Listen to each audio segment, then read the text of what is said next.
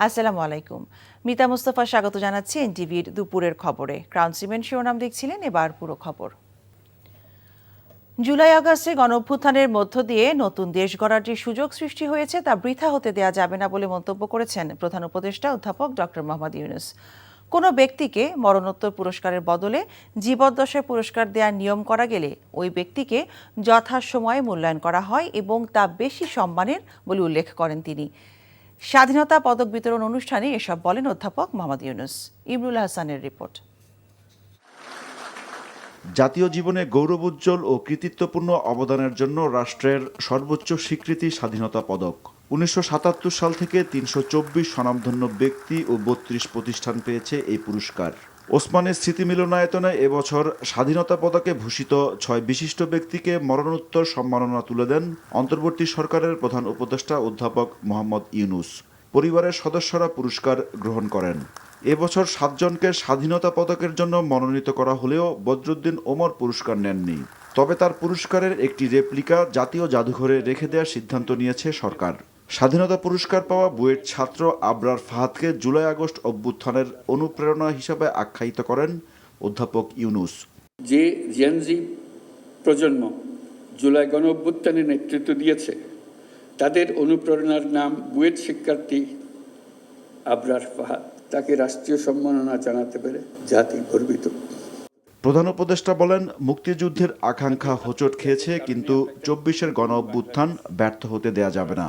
স্বাধীন বাংলাদেশে এখনো ন্যায়ভিত্তিক সমাজ প্রতিষ্ঠা করা যায়নি। দীর্ঘদিন ধরে এই দেশের মানুষকে তাদের ভোটাধিকার থেকে বঞ্চিত করা হয়েছে। লুটপাট ও খুনের রাজত্ব চালিয়ে দেশে একটি ফ্যাসিবাদী সরকার ব্যবস্থা কায়েম করা হয়েছে। আজকের দিনে আমি শ্রদ্ধার সঙ্গে স্মরণ করছি জুলাই গণ অভ্যুত্থানের শহীদ ও আহতদের। তাদের আত্মত্যাগের কারণে আমরা একটা নতুন বাংলাদেশ গড়ার স্বপ্ন দেখার সুযোগ পেয়েছি। এই সুযোগ আমরা কোনো ক্রমেই বৃথা হতে দেব না।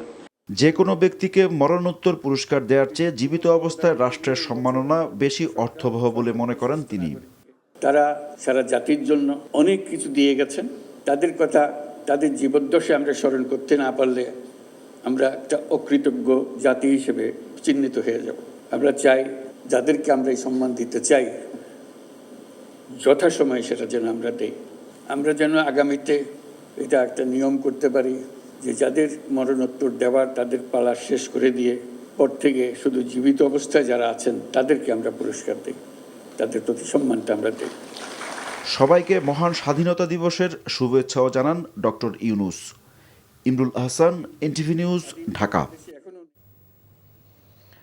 সোশ্যাল মিডিয়ায় নতুন নতুন বিপ্লবী সৃষ্টি হয়েছে যারা দেশকে নৈরাজ্যের দিকে নিয়ে যেতে চায়, এমন মন্তব্য করে বিএনপি মহাসচিব মির্জা ফখরুল ইসলাম আলমগীর বলেছেন, সেনাবাহিনীকে বিতর্কিত করার চেষ্টা করা হচ্ছে।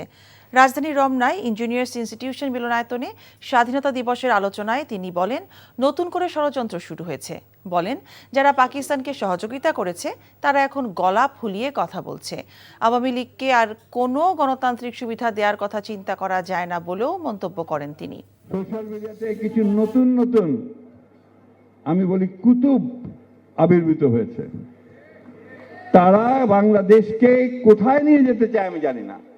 তাদের ভাষা, তাদের বাক্য, তাদের কথা, তাদের বক্তব্য সম্পূর্ণ বাংলাদেশকে একটা নৈরাজ্যের দিকে নিয়ে যেতে চায়।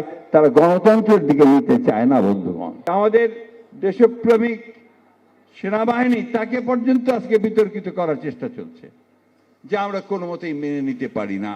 কত বড় ধৃষ্টতা তাদের, যে তারা জিয়াউর রহমানকে নিয়ে পর্যন্ত প্রশ্ন করে। ধিক্কার তাদেরকে। আওয়ামী লীগ কখনোই গণতন্ত্রে বিশ্বাস করত না। আওয়ামী লীগ সবসময় গণতন্ত্রকে ধ্বংস করেছে। সুতরাং আওয়ামী লীগকে আর কোনো গণতান্ত্রিক সুবিধা দেওয়ার কথা আমরা চিন্তা করতে পারি না।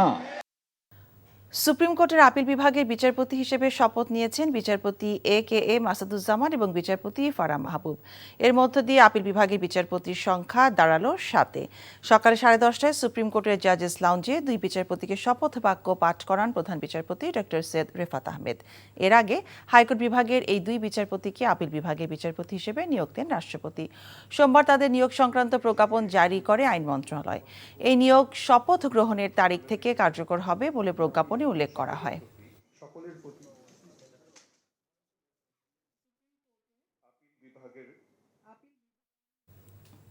পবিত্র ঈদুল ফিতর এবং সাপ্তাহিক ছুটি মিলিয়ে বেনাপোল স্থলবন্দর দিয়ে টানা 9 দিন বন্ধ থাকবে আমদানি রপ্তানি বাণিজ্য। 28শে মার্চ থেকে 5ই এপ্রিল পর্যন্ত আমদানি রপ্তানি বন্ধ থাকবে। তবে আমদানি রপ্তানি বন্ধ থাকলেও দুদেশের মধ্যে পাসপোর্ট যাত্রী যাতায়াত অন্যান্য দিনের মতোই স্বাভাবিক থাকবে। 9 দিন কাস্টমস এবং বন্দর বন্ধ থাকার কথা থাকলেও আমদানি রপ্তানি সংক্রান্ত কার্যক্রম সীমিত আকারে চলতে পারে।